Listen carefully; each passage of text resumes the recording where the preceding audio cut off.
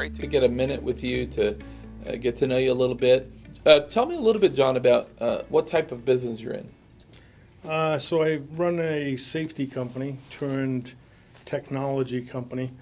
We do gas detection installation for major universities, hotels, nursing homes, things like that. It's kind of like fire alarm systems, but for toxic gases and explosive gases, things that will blow you up. So, And how long have you been in the industry?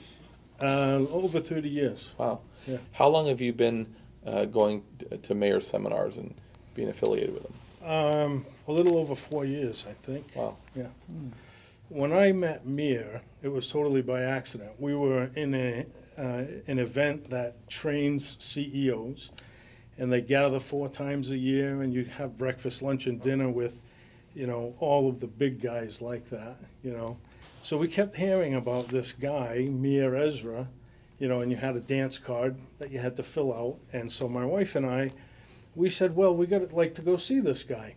Well, we come to almost the end of the thing, and she calls me up all excited and says, you want to see Meir?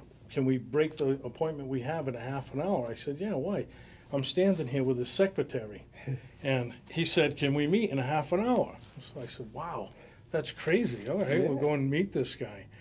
And so I meet him, and he's all dressed up to the nines, Yeah. So, you practice your elevator speech, and you sit down, and, you got a minute and a half when you meet somebody that's got influential. Right. So he says, once I know technology, so once you get, I get to a point where I understand, I'll say, okay. You won't get offended. I'll say, okay. I said, good. He said, okay, go. So I start doing my spiel, and he's looking and looking. About a minute into it, not even, he says, okay, good. I got it now, okay? And he starts asking me questions. Like, so, what do you think is wrong with your business? And I said, what do you mean? Yeah, this is why I came here, right? I said, I don't know. That's why I came to see you guys, And he said, well, but you know. Look at, have a look. His favorite saying, have a look. Yeah. So we stop. And I give him a couple of answers here and there. And he kind of dug into my soul, to be honest with you, in a very good way. The business at the time, that business was struggling badly. I couldn't get bank funding again. The line of credit had drawn up and different things. And I actually went there for rounds of funding, and I told him that. And he said, what makes you think you need money? And I said, well, this and that and the other thing. So we went back to the question again. What do you think is wrong? And I said,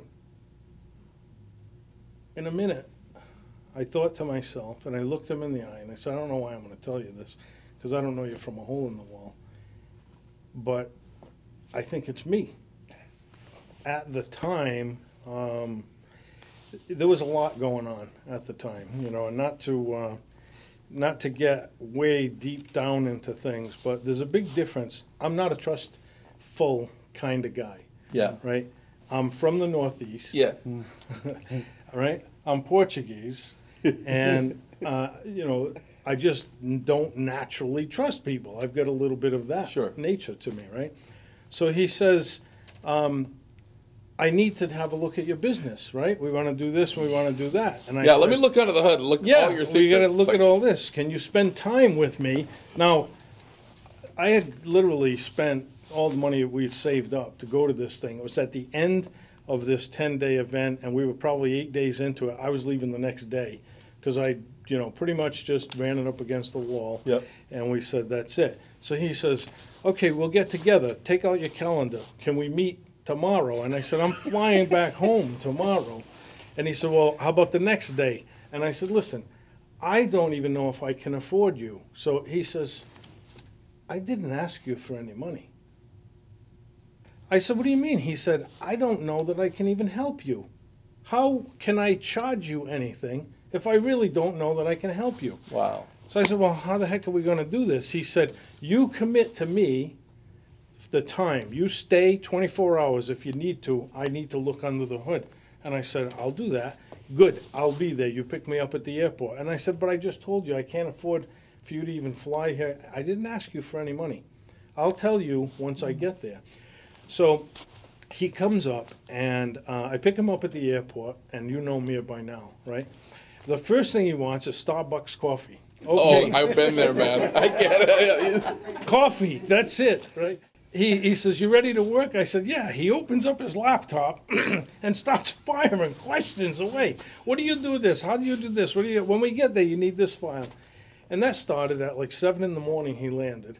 About 1:30 in the morning that day, after 2 full interviews, he called my entire staff in and talked about this and that. We're sitting out smoking cigars in the garage, and he goes, so, what? I don't understand it. You do $20 million? No, I don't do $20 million, but if you can help me get there, I'll give you a piece of it. Yeah, right. So, and we had success. I mean, we do business with Novartis, Amgen, Genzyme. Wow. You know, we do all the Harvard University, Boston U, Wow. Northeastern, and all. So we've got some successful accounts. So he looks at my wife and he goes, where are your children? This beautiful woman has children. Where are they? And I said, well, to be honest with you. And he said, I understand. And he asked Tracy to leave for a minute, and he talked to me.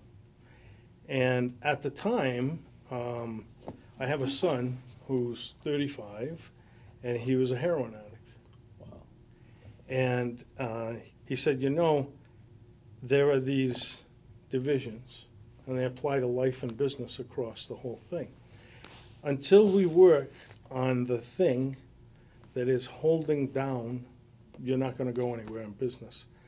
And I said, but that's not business, right? I appreciate your concern. He didn't care about that. He did not care anything about that particular, anything but that particular thing. So much so, it's kind of funny. My son's 35 now. He's recovering. I mean, he was Wow. bad. 3 times dead, Wow. bad scene. But he was a good guy, good father, great worker. Yeah.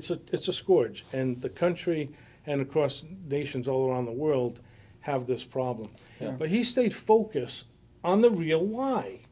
Didn't ask me for money. And here he is. This is the kind of guy you're dealing with. Where is he? I said, he's in a rehab place up the street. Can we go see him?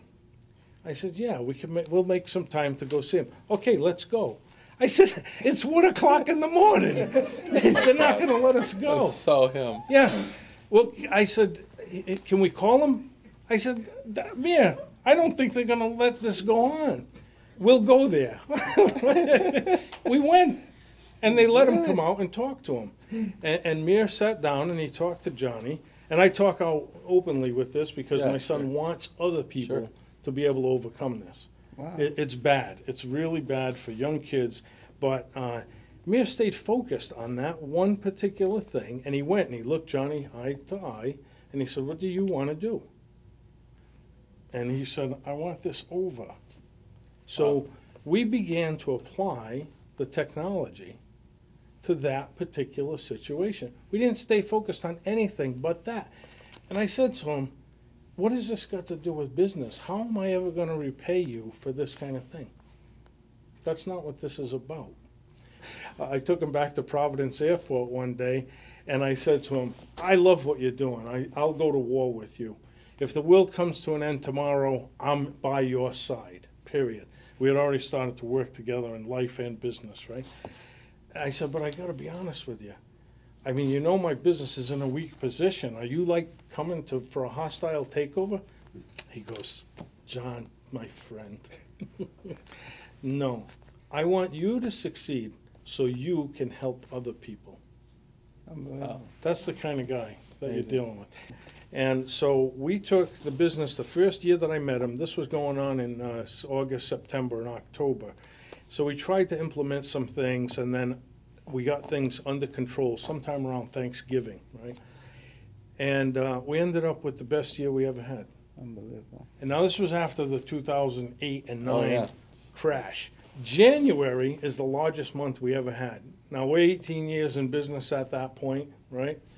January is the largest, February and March. The first quarter of that next year, 2013, I did more profit in that first quarter than I did the entire previous year, which was our best year Unbelievable. I wish you the much continued success with your journey in your business, your journey with Meir, and of course, much continued progress for your son as well.